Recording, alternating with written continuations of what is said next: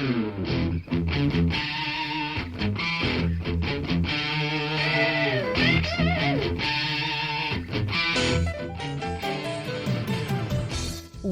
to Thriving Entrepreneur with your host, Steve Kidd, third-generation minister and 30-year business coach. Listen in as amazing, world-changing authors, speakers, and coaches share their struggles and victories. And hear from best-selling authors' insight into how you too can live your life as a thriving entrepreneur. This is Steve. Welcome to Thriving Entrepreneur. Thanks for being with me here today as we talk about finding more. What does that mean? It could be better ways to do things. It could be ways to grow your company, but in most cases, it means even more out of your life. Now, again, that can come back to finding more in ways that you are doing things or that you can help other people do things. It can be finding more in ways to grow your business. It can be finding more in really finding out what is successful.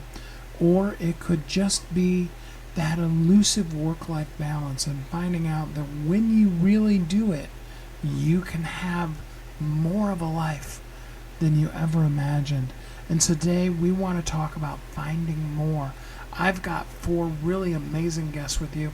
In fact, we're going to go commercial free again today just to be able to cram in these 4 guests and give you some really great tips on how you can live as a thriving entrepreneur while you're in the quest for, or maybe even better yet, you allow yourself to live a life where you're finding more, where you're finding the more. With that said, let's jump into our first guest. Join me in welcoming Lorenzo Conti. Hey, Lorenzo, how you doing today? I'm good, Steve. Delighted to be here. Thanks so much for joining us. So first off, tell us a little bit about you and how you show up in the world. I'm Lorenzo. I'm founder and managing director, which is kind of the UK equivalent of CEO of Crover. We are a robotics company based in Edinburgh, where we have developed the world's first granular drone, in the sense of a device that can swim through bulk solids and powders. Oh, wow, that's cool. So tell me more about that. It can swim through both solids and powders. Tell me more about that. Yeah, I think like the movie Dune. That's just coming out in the cinemas, and obviously you've got the big worm that goes through sand dunes. If you try to build that in real life, it would be very, very inefficient. You would need to overcome a lot of large drag forces. We've come up with a way more efficient method of moving through, things like sand, the grains, and powders. And we've used that kind of unique technology to build what we call a Crover robot. I love that. So what would other than being part of the movie Dune, what would people use that for? So the main application that we've been focusing on so far is helping with the management of grain stored in bulk, like in units like silos and sheds. So when you have very large amounts of grain that stay static in storage for long periods of time and require monitoring, sampling, steering and aeration to help manage and maintain the quality of that stock. I love that. So, and do you have a totally working prototype so far, or is it something you're in the process of, or tell me where you are in the process? Yeah, we've been through quite a few prototype iterations. We are now just completing the certification of the first, commercial version of the system. We've been running pilots for over a year in the UK and in Italy with a few selected partners. And also we were just in the process of setting up an office in the US, in upstate New York, to start kind of some activities there as well. So somebody that owns a grain silo, perfect example, what would they, what would it cost them, and how much of a learning curve is for them to be able to use this when, they probably haven't been doing anything like that with their grain silo at this point?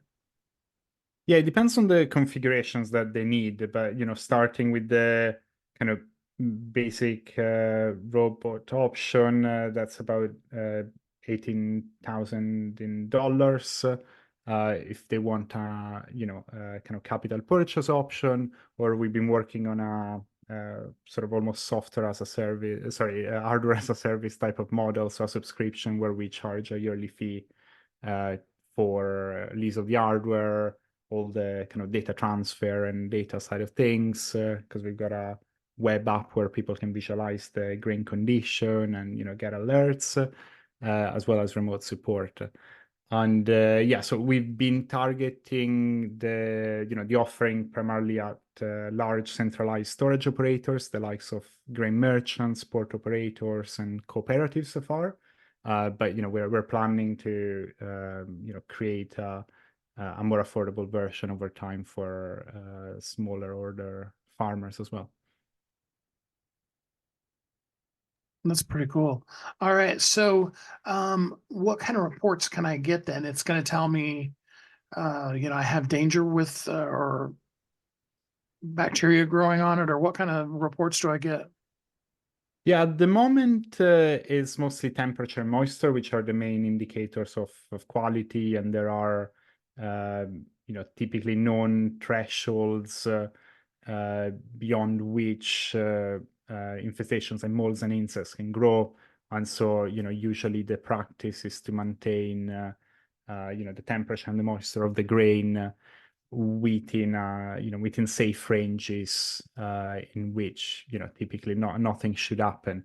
Obviously those are biological processes, so things in reality are a bit more complicated. So we're in the process of implementing more advanced sensing as well, and the plan in the future is to integrate more advanced analytics and predictions as well. I love that. So, for somebody who would want to learn more and follow what you're doing, be able to use it for themselves, how do they keep in contact and get to know what you're doing? The best way is through the contact form and the newsletter on our website, which is crover.tech. Funny enough, a lot of people seem to think that Crover Tech is the full name of our company, because that kind of tech domain almost became a part of our brand. And also we've got social media accounts on all the major platforms, Twitter, LinkedIn, Instagram, and so people can reach us there as well. Give us an idea of the future. What is the kind of things that will be possible once all the grain silos, just as an example, have this and they're using it? Obviously, a key target for us is helping make sure that more grain reaches the end of the supply chain. At the moment, there's still kind of fairly significant losses, whether it's what people call quality losses, which means farmers or grain merchants getting losing some premium on the grain that they sell, or mass losses, which is when the condition deteriorates so much that the grain cannot be used at all. There's a lot of kind of exciting developments that we got in the pipeline. A big one for us is full automation of the system. We've been able over time to partially automate some of the processes, but since it is a very kind of new environment, and a lot of the kind of other existing models don't really work in granular matter, we've been able to develop entirely new model from scratch, and it's slowly getting more mature, but there's still a few challenges to address.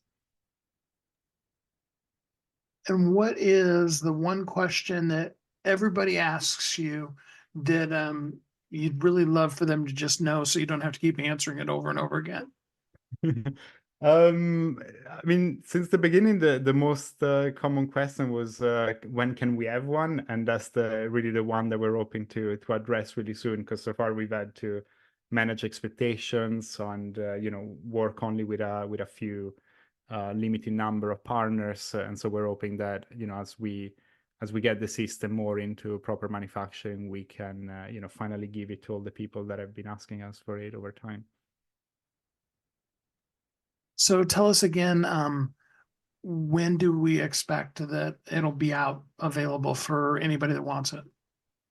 This summer, most likely around June to July time. Oh, that's really soon. That's cool. All right.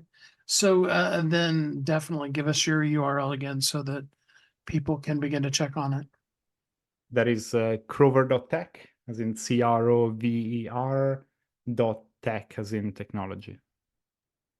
Well, that is really cool stuff. I can't wait to hear more about it. Thanks so much, Lorenzo, for spending some time with us here on the show today. Thank you, Steve. Amazing. A great way to be able to reshape our agriculture and make it even more productive, to make it even better for all of society. What a great way to be able to find more. As we're on our quest for finding more, it might be better ways to do things. And that's something for you to think about while we then move right on to our next guest here on Thriving Entrepreneur. Join me in welcoming Arthur Petropoulos. Hey, Arthur, how you doing today? Doing well, Steve. Good to be here. Appreciate the time. Absolutely. First off, tell us a little bit about you and how you show up in the world.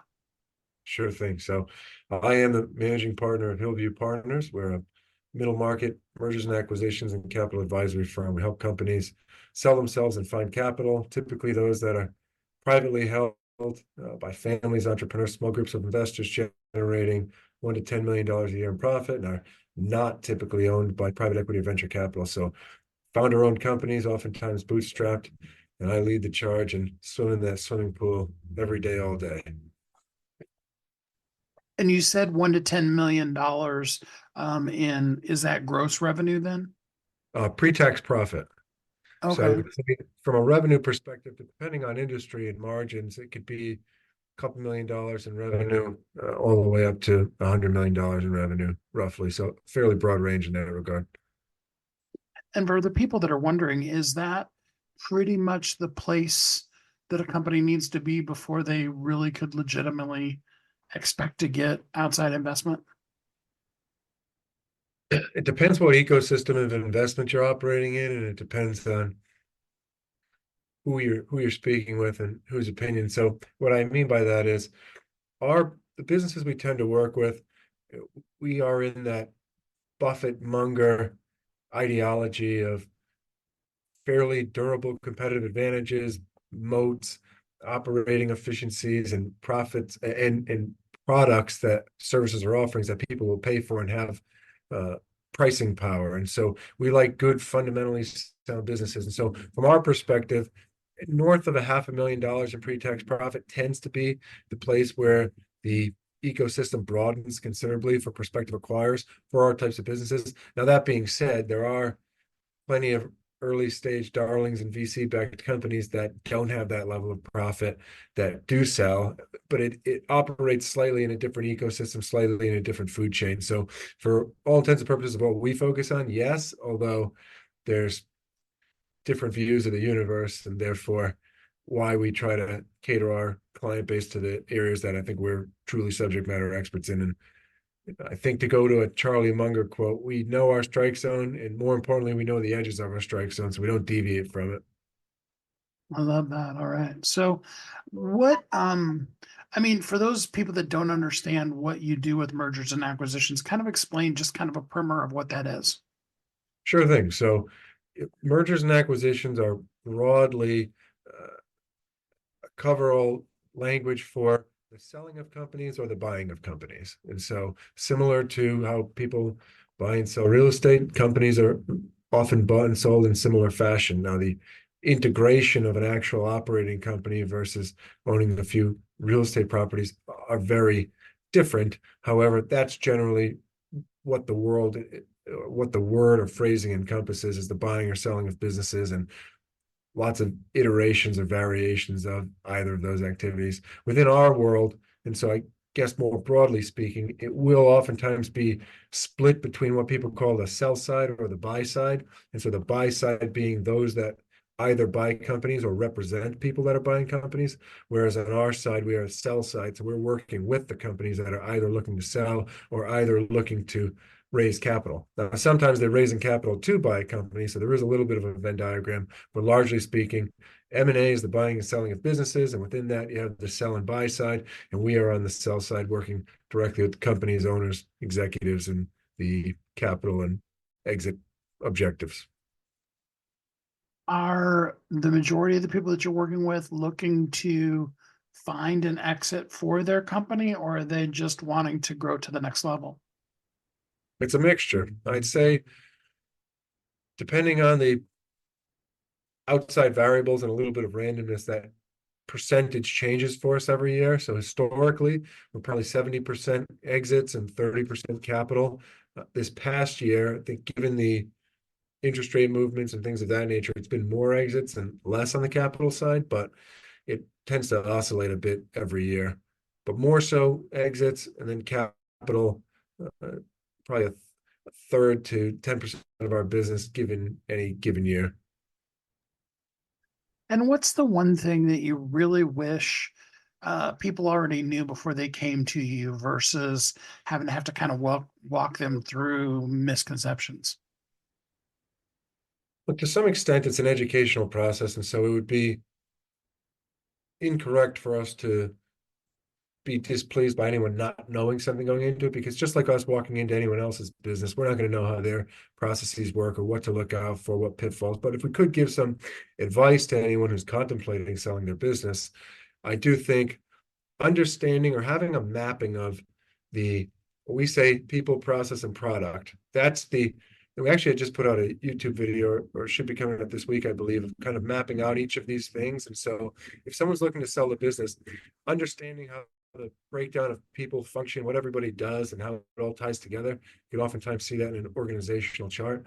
Understanding the processes of sales, fulfillment, operations, then really understanding their product and what the roadmap is for it. So I would say, generally speaking, it's not that anyone's going to have a perfect assessment of their own business or understanding of it, but not being materially deficient in any one of those categories and not really knowing how the business operates in any category. That's the stuff you really want to hone in on to be best prepared when you ultimately do want to sell a company. Okay. So, what's kind of step one? When a person comes to work with you, what is kind of the first things that you're going to do with them to get them prepared to meet their objective? Sure. So I think the first part of it is really defining what those objectives are, because I think sometimes there's a limited understanding of what the available options are. And so from a colloquial perspective, we think of, yes, you can sell your business and sell 100% of the equity and not own any of it anymore, or you could borrow debt and retain 100% ownership of your business, yet have debt. And sometimes people will walk into a conversation thinking of it as a binary between these two potential outcomes, and by virtue of those being their contemplated options, have a path of saying, well, in light of the fact that we want this, A or B, we want to do this, this, this, and this. From our perspective, we say, well, let's start more organically and understand what are the objectives. The company is here. Where is it that we want the company to go? And maybe it is a full sale, or maybe it is just borrowing money, but sometimes it could be monetizing a portion of the ownership while getting an outside investor to come in to accelerate growth. Sometimes it could be part debt that has an equity component. Sometimes it could be a sale of a majority minority. There's so many variations. We like to think of it as more of a continuum. So when we sit down with a prospective client and we talk about the objectives, we can oftentimes back into what the structure that would make most sense, and then further back into what the process would be to effectuate that structure. And so first thing we like to talk about with people is, let's define the objectives. Let's talk about where we are, island A, island B, and then we can define how we get from one to the other. It's amazing. And so do you do any consultations, or do you have a YouTube channel that helps people with it, or any of those kind of things? Or is it just, contact you and start the process out? How does it usually work? Sure. So both. We do have a YouTube channel. So if anyone goes on YouTube and types in my name, Arthur Petropoulos, you'll see we've got close to 150 videos at this point, and we're putting them out twice a week, talking about different items that frankly come up in a lot of these conversations, whether it's with prospective clients, whether it's with existing clients, whether it's with prospective acquirers or capital providers. that we're working with across the table, whenever a topic or subject comes up that we say, you know what, it would be helpful to clarify this or shed some light on it, we will create videos on it. So anyone who wants to have a conversation with us, even if they're scheduled to do so, we always point them in the direction of the YouTube channel to say, hey, check out some of this content. It does address a lot of kind of the FAQ considerations.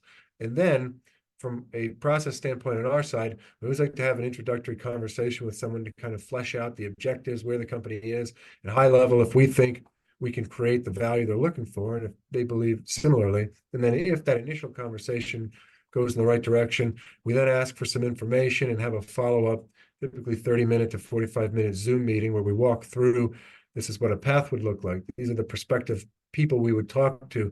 This is how it would structure. This is how it would work out. And then based on that second conversation, that second meeting, again, with a mutual evaluation, if we feel confident we can deliver the results and they feel similarly, then we put forth a consulting agreement and a proposal. But we like to have a lot of introductory conversations just to get on the radar of people and for them to have on the radar the different options they have available. So we always like 2 good dialogues before any engagement is really contemplated, and then constantly putting out videos highlighting a lot of the recurring themes of these conversations as well. So we do try to share a lot and educate a lot to the extent that we can, whether it results in engagements or not on our behalf. So give us the URL where a person can connect with you. Sure. So twofold. Obviously, the YouTube channel is a good place for the content. To connect with us, you can either look at our company on LinkedIn, Hillview Partners, or myself, Arthur Petropoulos, or go right to our website, hillviewps.com, HILVIEW, as in Peter, S as in Sam.com. We're actually in the process of buying the domain hillview.com, so that'll be a slightly simpler answer going forward. But this juncture, if you go on the website, there is a scheduling option towards the bottom, and you can find some time, and we're always happy to chat with people. Well, it's really interesting, the stuff that you do, and I'm sure there's some folks out there that have reached that point that they would really love to begin to look at the exit strategy for their business. I hope they will contact you. Arthur, thanks so much for spending some time with us here on the show today. Sure thing, Steve. Appreciate it. Look forward to the next one. All of us have watched Shark Tank, and then we start imagining, what if I could bring in an outside investor into my company? And we start thinking about it often way too early. And we often don't understand the nuances of what that's going to mean in our business. But I think all of us want to get to the place where even if we don't take in the investor, we have that investable company. And we're always looking for that more. How can we grow our company even beyond our own capability? So while we're on this quest for finding more, keep in mind always that it's about living and thriving in all that you do in life. You got that one in mind? All right, that was a great guest. And now let's jump right in to our next guest here on Thriving Entrepreneur. Join me in welcoming Gregory Ward. Hey, Gregory, how you doing today? I'm good, Steve. Thanks for having me on. Absolutely. So glad to have you here with us. Start us off by telling us a little bit about you and how you show up in the world. Well, I grew up, I was born in Maryland. I grew up sort of, I guess you would call it lower middle class or upper lower class. My parents were both working people. My mom didn't work until I got into high school. But I grew up about a mile from the city line of Baltimore. And it was a rough town, I think. Looking back on things, where I live now and where I lived then was pretty tough. But it was a good way to start because I really learned, I think, early on that I had to push myself if I wanted to get more out of life. And so I didn't have a lot of role models at that time, so I kind of had to be my own role model back then. And it was taught me some valuable lessons about struggling your way up. I love that. So we were talking a little bit here just before we went live, and we were talking about how you went for all of the things that everybody says they want in life. And it wasn't until you stopped and realized that there are some things that are more important that you really found the success you were always looking for. Can you go into a little more detail about that for us? Sure. And to be clear, I wasn't a spiritual person early on, although I did feel like I was Catholic and I grew up Catholic, but I didn't really have a good relationship with God, I think, at that point in my life. And so in order to get out of the Baltimore mindset and the Maryland mindset, I really pushed myself to be successful. And I had a few bumps in the road, but I eventually hit my stride when I got into law school and graduated sort of the top of my class. I got the valedictorian, or not the valedictorian, but the most outstanding graduate award. I gave the commencement address. I was voted by the faculty as the most outstanding graduate. And I got a great job in Miami. I was making six figures back in the late 90s, which was, a huge amount of money for a guy who came from a place of the modest beginning that I came from.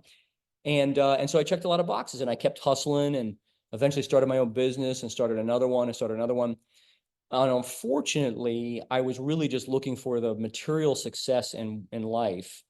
And I got married and bought the house and, got some awards for being a great lawyer and all that. And but I had no foundation, and now I know, looking back, I look at the Bible, you got to build your foundation on rock, not on sand. And I had built my foundation on sand, chasing all of the trappings of success. And I worked real hard. I mean, so hard work, I know, is not it's one of the things, but it's not the main thing, because I worked so hard back then. And I ended up just completely broke, in a couple $100,000 worth of debt, and sleeping on a couch, actually, a sofa.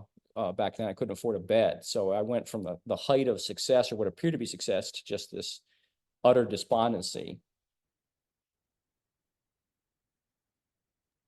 So here you are, sleeping on a couch rather than on a bed. And it kind of feels like life is just turned against you, sort of, maybe. What was it that helped you wake up, to help you see that there could be a better way? Well, that's a great question. And when you say that, I joke now that, when you're sleeping with your back on a couch, when you're laying on your back on a couch, there's nowhere to go but up. And I really feel like that. And to really give some texture to that situation, also, my father and my sister had both lost battles with cancer. Two of the three businesses I had started had gone out of business, had gone under. My other business was on the rocks. It was a law firm with my partners. I was fighting with my business partners. My marriage ended in divorce, my first marriage. So I was just really at the bottom. And for me personally, I had this belief when I was a young man that I was going to be successful. This was about as far from success as I could get at this point. And so I was open. And by the way, the other point that I want to make is I had studied all the self-help stuff. I read Think and Grow Rich maybe 50 times. I did Tony Robbins. I did, all these, You Were Born Rich by Bob Proctor. I mean, I could list all of the books that I read and meditated on, and it just wasn't connecting for me. And that's when I realized the absence of the spiritual dimension in my life. And it wasn't like I realized it overnight. I had an encounter when I went to a church that really changed my life. And that was really where I feel like I encountered God at that moment. In fact, I know I did. And that was the switch that flipped. That is so cool. I mean, I always think it's cool when a person has quote unquote everything and it absolutely means nothing. So, I mean, talk to us about what life is like now, that there's something more than just that constant success, or should I say, maybe striving for the more that's never enough. So that's a great question too. So there's an interesting kind of paradigm shift that happens. When I had my spiritual conversion, Jesus found me in a hole. I made my conversion and I pledged my life to Jesus. What I realized in the next few weeks and months after that is that I was chasing what the Bible calls mammon, money, and my ego was driving me. What I realized was that this life is about service to other people. And I began to really kind of think about how I could give better service to other people. And ultimately, I left the law firm that I had started and joined with my then fiance, now wife, to start a law firm for the two of us. And that was a hole to start in too, because we were now, between the two of us, almost $500,000 in debt. But getting forward, we decided to put client service first. I read the Bible and was looking at, who can I serve? What's a biblical thing to do? And so we lined that up. And now, to kind of, talk about the redemption side of the story, my wife and I could retire now and never have to work another day, but I continue to work because the things that I do help people. And I just want to help as many people as possible. And so my life has become about impacting other people's lives, using the skills that God gave me to make a difference in people's lives, And, you know, a lot of times people will think, oh, you know, Greg has no problems. I can assure you the problems I deal with now are far more significant than the problems I dealt with before. In other words, I'm thinking about how to scale and grow a business, and, you know, how to reach more clients, and, you know, how to make sure that we're investing in the right markets and all those kinds of things. And when I say markets, meaning new markets for my company, um, and coaching people to be better versions of themselves, evangelizing, ministering to people, you know, helping people through their spiritual crises. And when I do through all of that, the finances have come. So what I've essentially done is I've shifted my emphasis on from money to providing service. And then if you focus on providing the most service, the money will come. It just comes. And I mean, you can't be dumb, right? I mean, I don't make dumb decisions, but I really focus on giving the most service, and my income has gone up. It's basically doubled every year for like 10 years now. And but I don't look at that income. You know, people, you know, there was a question on Quora the other day, you know, what's it like to have $100 million net worth? And I was like, you know, the truth is, if you have unless you won the $100 million in the lottery, you don't actually know you have $100 million net worth. Other people tell you what your net worth is. The banks tell you, you know, the investment companies tell you, your investment advisors tell you, but you don't actually know, you know, because it's not how much money you have in the bank. You put that money to work.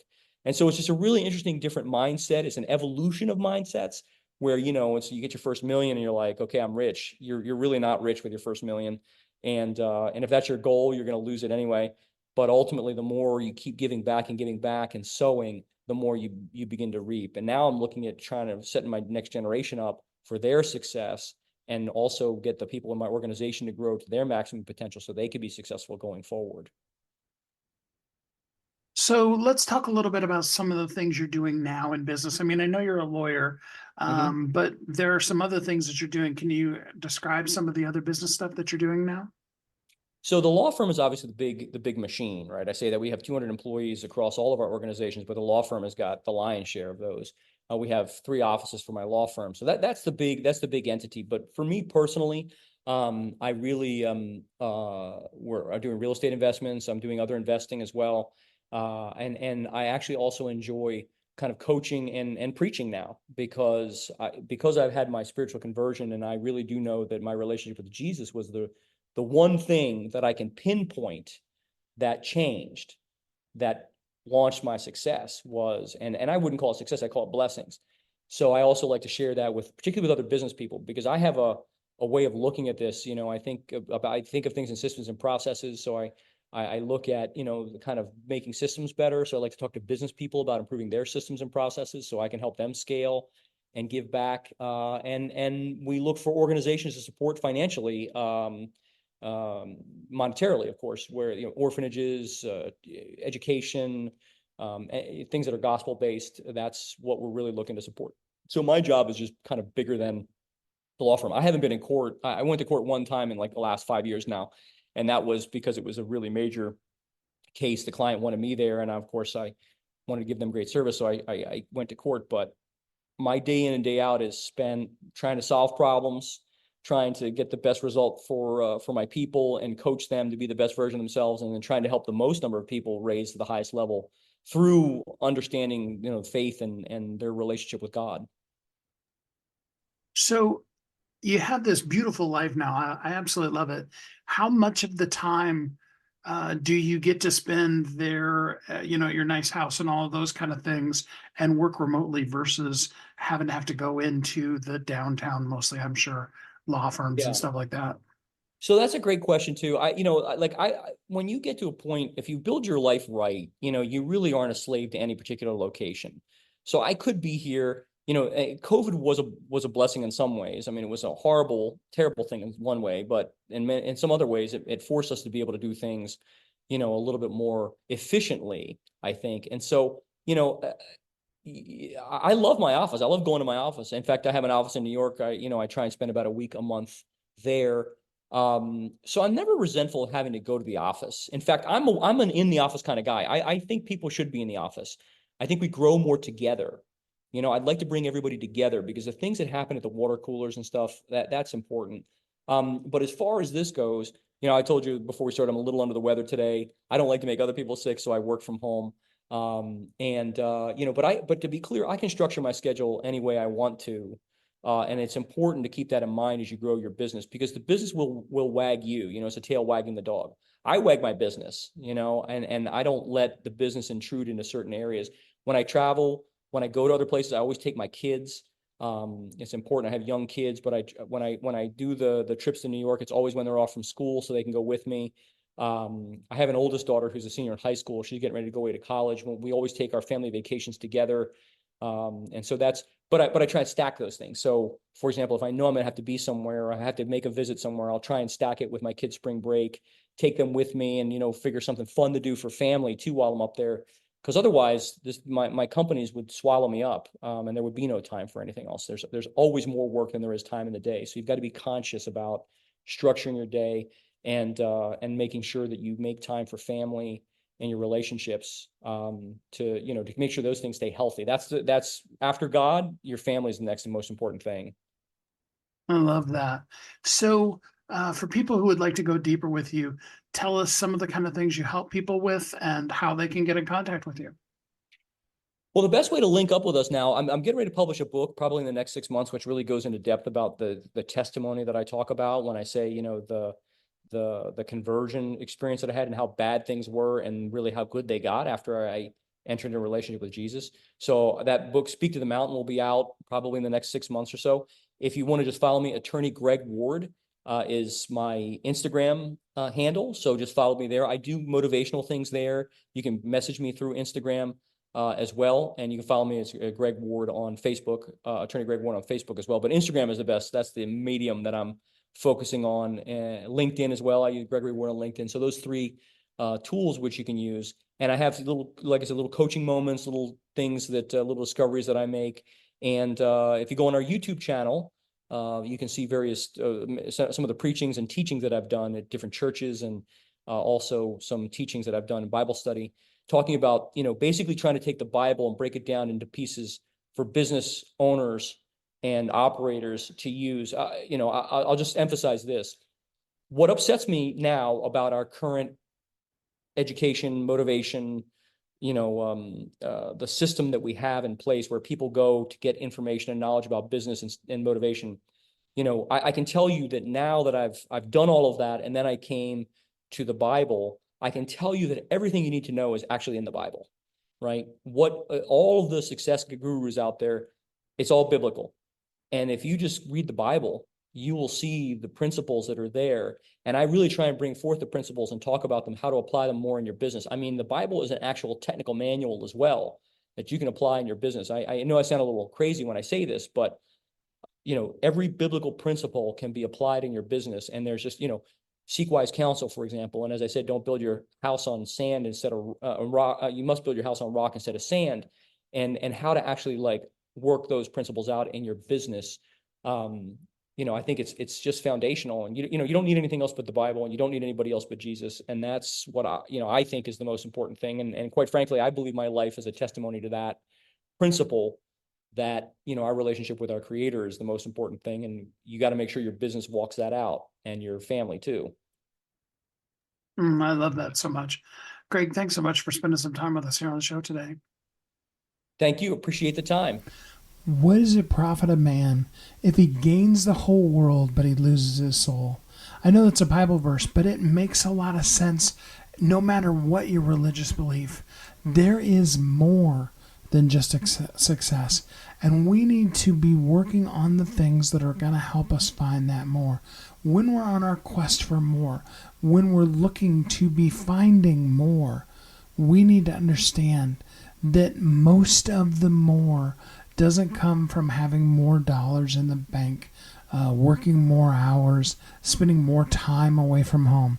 Most of finding more boils down to really, truly understanding the things that are truly important in this world, and then investing yourself and your time into that kind of more, rather than in the things that at the end, once you get to them, once you've spent all this time striving for them, you find out that success, that more, really isn't at all what you were looking for.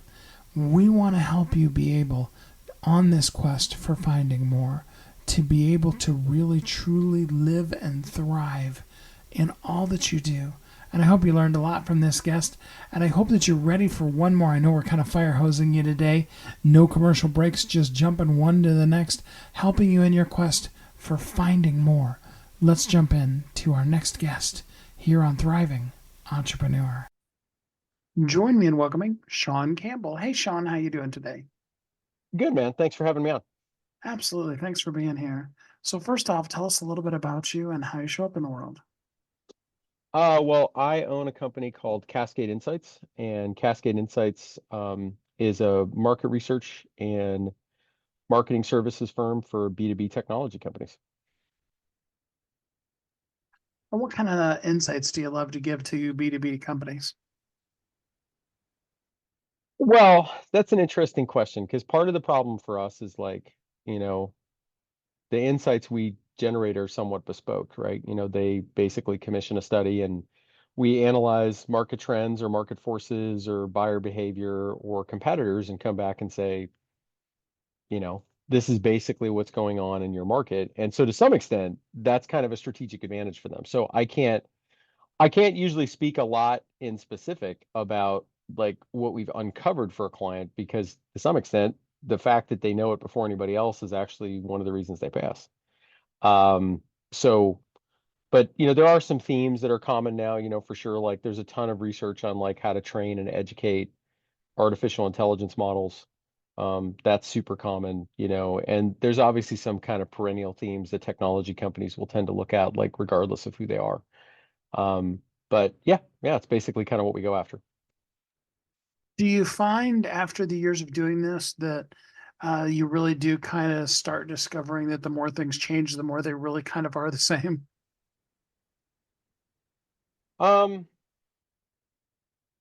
Yes and no. I mean, I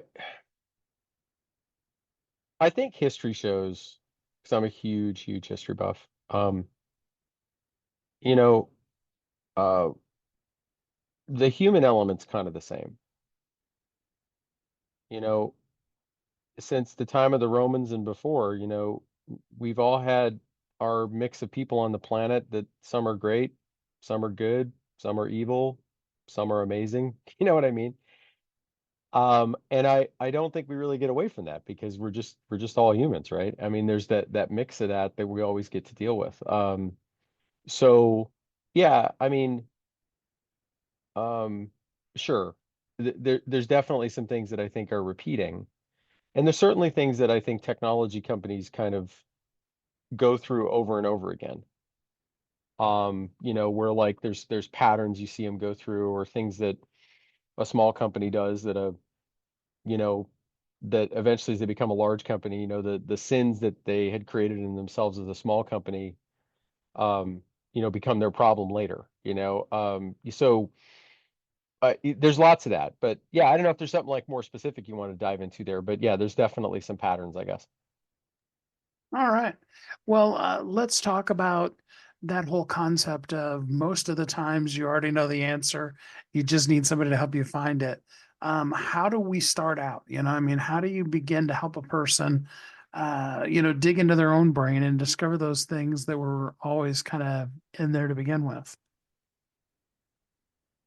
Well, I mean, the research we do is, predominantly for companies, right? So like, I think it's more, what does the company know or not know about its environment? And how do we help educate them on that? And that's the biggest advantage that we give companies, right? Every company can end up being a little myopic. Every company can believe things that are maybe no longer true about their customers or their prospects or their environment or their competitors for that matter. And we come in and basically give them an independent point of view. And that creates all kinds of positive change. I mean, one of our taglines is act with clarity, because I think, every organization on the planet has to constantly be acting. They have to constantly be moving forward. And you want to be doing that in a really informed way. And that kind of clarity is what we give people all the time. And as I love to say, clarity is powerful. There's nothing quite like really finally getting to that place where you really know what you're doing versus feel like you're guessing all the time. Right, correct. Absolutely. So let's talk a little bit about the kind of people you like to work with. What is just your perfect client? I mean, if you could just have them show up to your door every day, who do you love working with? Well, there's two things the way I could answer that, I guess. I could answer that from the perspective of what the business needs, and then I could answer it from the perspective of what I want. And obviously there's some overlap there, but I mean, from a business standpoint, we only work with B2B technology companies. So like, we are extremely clear about our ICP and who we target. One of the things I feel like I've learned over 24 years of being a business owner is nothing beats narrow positioning. Nothing. Being cheaper doesn't beat narrow positioning. Um, talking up your team and their abilities doesn't beat narrow positioning. Um, talking up what you've built, like as a product, doesn't beat narrow positioning. Sometimes I wonder if even capabilities of your service or your product beat narrow positioning, because fundamentally, people want something that's crafted for them. I mean, we always take that option if we get it. You see that in media, right? People now have the ability to look at extremely narrow streams of media, sometimes just for entertainment, right? You want to watch, you know, um, Eastern European sci-fi all day. You could do that. You could watch British historical period dramas all day, right? We didn't really have that till Netflix. Um, and the associated streaming services, of which now there's like 700, right? For me personally, I really love clients that like to learn. Um, that's how I'm wired. Every problem I've ever faced, I've usually turned into kind of a learning opportunity. Like really, really, not just like in the general sense of like, well, I went off and learned. I mean, like I get down to the books and I start reading, or I start exploring, or I start engaging with people who can teach me what I need to know. Um, so that's my favorite client, is somebody who really, really wants to be educated. And again, not by us, not like we're these like savants that have all the knowledge in our heads, but they really want to learn what their customers want. They want to learn why their competitors are successful. Like even that can be very challenging, right? Sometimes we do research on a competitor, we can have clients who are like pretty dismissive of the fact that the competitor's even being successful. And I'm like, I don't know, they got 500 employees. They're paying the bills somehow. They must be making some customer happy. I mean, you may want to be dismissive of it just in that kind of like combative sense, but you got another organization that's making a slice of the market happy. It'd be smarter if you learned how they did that and then understood what that might mean for you, than to just like be kind of, I guess, kind of machismo about it and be like, hey, we don't have to worry about them, or, we're better than them, or our culture's better than them, or whatever you want to stick there. I mean, they're a functioning organization. Unless they're losing money hand over fist, they must be doing something right. I would pay attention to that. You talked a little bit ago about, being really specific in your market and getting it down to a really narrow. I mean, how specific do you encourage people to get down to? I encourage people to even say who they don't want to work with. I think that's really, really important. Um, I think too many people don't do that. And I think that's an issue of courage. I think that's an issue of um, people not willing to turn down business. It's tough to turn down revenue. Um, and I think that's really the hallmark. I mean, if you can narrow your positioning to the point that you are comfortable and confident in actually telling people, um, I don't want your business if you're this type of company, or if you're in this type of industry, or you want us to supply this type of service. And I think you could go through, I don't know, I think you could probably go through 100, maybe 500 websites before you find one that's like actually specifically saying, we don't want to service this market. Now you say that in a nice way, you say it in a positive way, like, our greatest value is servicing these people. And if you happen to be of this form, that's not a place where we can derive a lot of value for you, right? And I just think that's as far as I would go. I would make it all the way to the point that you're actually telling the world who you don't serve. That's good stuff. So let's talk a little bit about working with you. I mean, at what stage does a company need to be at to engage with your company? Well, fundamentally, they have to be big enough, I think, that they're not just doing all the investigation, on their own. I mean, like, if you're a 10-person company, all your customer interactions as a founder or a principal are a form of market research, if you're listening, if you're not letting your ego get in the way, or your own, perhaps evangelical zeal for the thing you're building. But there's this point where, like, honestly, the outside world gets a little opaque, right, to these organizations. And I'd say that tends to happen probably around like 200 employees and up. And the other thing that drives it is the bigger you get, the bigger the bets are, right? You're not just betting the time of 3 people over the course of a year to build your,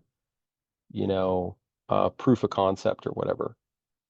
You're betting $300 million and 1,000 people's efforts to go build, the next X, right? I mean, most people don't even remember there was a thing called Windows Phone, right? Or for that matter, even Windows Mobile, which actually was somewhat moderately successful. And there were whole buildings on the Microsoft campus. That's not a state secret. You just, everybody that's a big company, there'd be buildings worth of people like building that. You kind of wonder how much research went into that, versus how much hubris. I mean, one side note on that, a famous story people could look up. And I'm a big fan of Microsoft. I've liked working with them for years, but they're like every company. They can get a little bit of hubris. I mean, um, when the iPhone came out, the Windows Phone team held a funeral for the iPhone, walked an actual like life-size iPhone through the campus with like fake funeral guards and everything. It's hard to believe that actually happened. Ballmer was dismissive. There's all these clips of like them being dismissive of the iPhone, and you could go throughout history. That's just like a example, right? And I think what happens is that, you know, you just get a bit of blinders on. The world gets a little opaque. You believe your own, marketing at some point, and you get in trouble. And we can come in and shine a light and like make it a lot easier for you to at least see the path forward. You have to decide whether you want to step on it or how fast you want to move on it, or, all those things. But, we can light that path for you, and that's a big thing. So how can a person work with you? I mean, fundamentally, somebody works with us by just reaching out. I mean, like we have, I'd like to think we have marketing that kind of hits above our weight. Some of it comes from that narrowing I talked about before. Um, I mean, that's definitely one of our strongest assets is the time and the effort we put into marketing. And anybody will tell you that it takes a long time to rank well for things and to rank well consistently and to have, what I hope is always meaningful things to say, right? And not just like shoving up a blog post that's like, 5 generic points about something. And, so yeah, just they can just reach out to us and connect us that way. I mean, how that starts, if that's what you're getting at, is that a lot of times people pose a business problem to us, like I've been suggesting, they probably the easiest way to frame it is people either come to us for pain or opportunity. They come because they're under threat. They did it to themselves. Maybe they shipped a poor product or their product is late. Their sales team isn't doing as good a job as they could. Their marketing isn't on point, or their competitor has done it to them. Their competitor is like leaped ahead in any one of those areas or perhaps several. And the other place is more of an opportunity thing. Maybe they want to move into a new market. They want to move into a new geography. They want to merge with another organization. They want to launch a brand new thing. I mean, like I mentioned about AI-based initiatives, there's not a tech company on the planet that doesn't say somewhere on their website now that we have AI, as if that's a meaningful statement. But like that's basically what everybody's doing, right? They're all like we have an artificial intelligence capability. Of course we do. You scratch the surface and you realize some of those are more powerful than others. But so maybe it's somebody just trying to launch a new initiative, right? And they really want to get it right. And those are the ways people start with us. They basically present a business problem. Like that's what I'm trying to get to in the first half an hour. Sure, we can talk about research methodology. Sure, we can talk about cost, and we can talk about timeline, and we can talk about, what research approach will net, the greatest certainty for what you're trying to drive at. And we obviously talk about like who you want to talk to. That's huge. Around here we say like right people, right questions, right? We have to target the right people and we've got to ask them the right questions. But way up, like as a capstone, or if you want to think of it as a foundation, um, you know, is this idea like what's the business problem that you need more insight on? And we spend a lot of time talking about that, and that's key. So give us your URL for people to be able to contact you. CascadeInsights.com. All right. Well, Sean, I really appreciate you spending some time with us here on the show today. Yeah, thanks for having me on, man. Much appreciated. Work-life balance is one of those things that can often be thrown around a lot, really. And it's interesting that, a lot of people who are teaching work-life balance are either, number one, completely out of balance themselves. They're totally out of work-life balance now, spending too much time working at teaching other people how to have work-life balance. Or you have the other side of the equation where you have people that, they had to go through something really horrible before they got to the place where they understood if you don't have that balance in your work and your life really isn't worth it. When we're finding more in our life, we have to understand that more doesn't mean more busyness. And it doesn't mean that more money is going to solve things necessarily. Most of the time when we're finding more, it's about that deeper stuff. It's about looking at things in different ways. It's about finding others that can help you, whether they be investors or partners or, even letting somebody else help you do some of the other work. Maybe some of those things that you really should not be doing anyway. And you begin to create that real true success that you're striving for in life. And then you do have a work and a life balance. You have an actual life even. And that is the key to finding more. And when you do, here's what you're going to know that I already know about you. And that's that you are uniquely brilliant. You were created for a purpose, and the world needs you.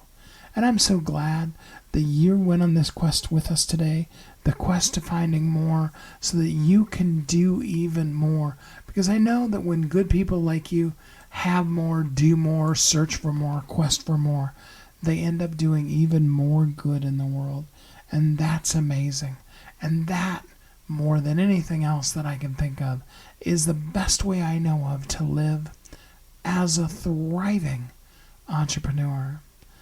I'm so glad that we were together, and until we're together again next time, have a great week. Thanks for listening to Thriving Entrepreneur today. If you want to get your question answered, send an email to questions@wehelpyouthrive.com. We look forward to you joining us again next time.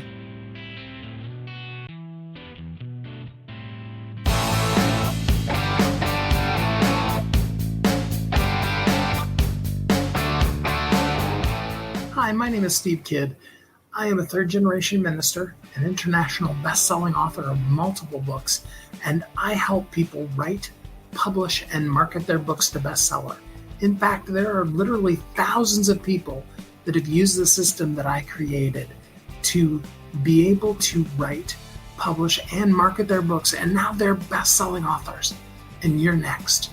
I just wanted to come on for a minute, say hi to you, tell you a little bit about me, introduce myself, and tell you I know the world is waiting on your message, and I would be so honored to be part of sharing your message with the world. Go to AskSteveKid.com and schedule a time to talk today.